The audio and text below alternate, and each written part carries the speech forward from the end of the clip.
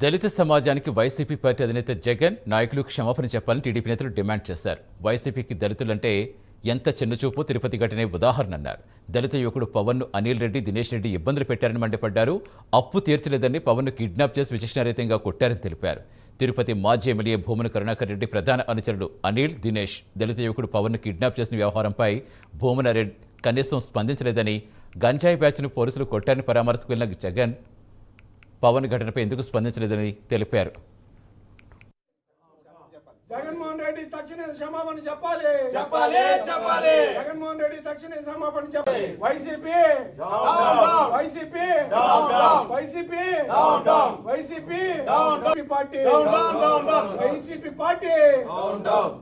Party Jaganmohan Reddy తక్షణ క్షమాపణ చెప్పాలి. జగన్మోహన్ రెడ్డి తక్షణ క్షమాపణ చెప్పాలి. వైసీపీ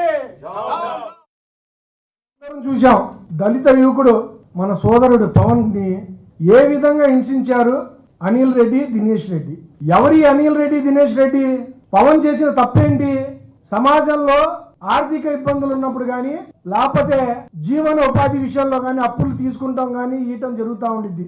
పవన్ ఒక దళిత యువకుడు వాళ్ళ దగ్గర అప్పు తీసుకున్నాడని, ఆ డబ్బు తీర్చలేదని అతన్ని కిడ్నాప్ చేసి 2 రోజులు అనిల్ రెడ్డి, దినేష్ రెడ్డి ఇంకా ముగ్గురు అతన్ని నిర్బంధించి నిర్భయంగా నిస్సిగ్గుగా అతన్ని కర్రలతో, అలాగే పోలీసులు వాడే కర్రని కూడా చూపిస్తూ, ప్లాస్టిక్ కర్ర అది ఎంత దారుణంగా తగులుతాయండి దెబ్బలు.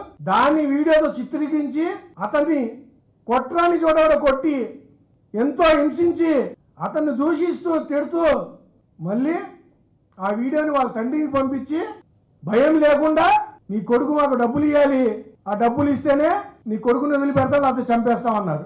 ఇంతకీ ఎవరి అనిల్ రెడ్డి, దినేష్ రెడ్డి? స్వయంగా భూమన కరుణాకర్ రెడ్డి మాజీ ఎమ్మెల్యే తిరుపతి మరియు భూమన అభినయ రెడ్డికి అనుచరులు, ప్రధాన అనుచరులు. మరి ఈరోజు ప్రతి ఒక్కరూ చూస్తున్నారు, జగన్మోహన్ రెడ్డి గారు ఒక దళిత ద్రోహిగా మరి ఎందుకు ఈరోజు ఉంటున్నారో మాకేం అర్థం అవట్లేదు.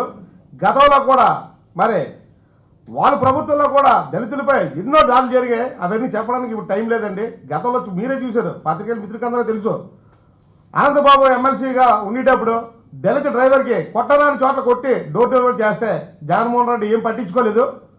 మరి అదే విధంగా మరి తెలుగుదేశం నాయకులందరూ ధర్నా చేస్తున్నప్పుడు అతనికి అరెస్ట్ చేశారు. అరెస్ట్ చేసి బయటకు వస్తే బాంబులతో సాగనింపారు అతనికి.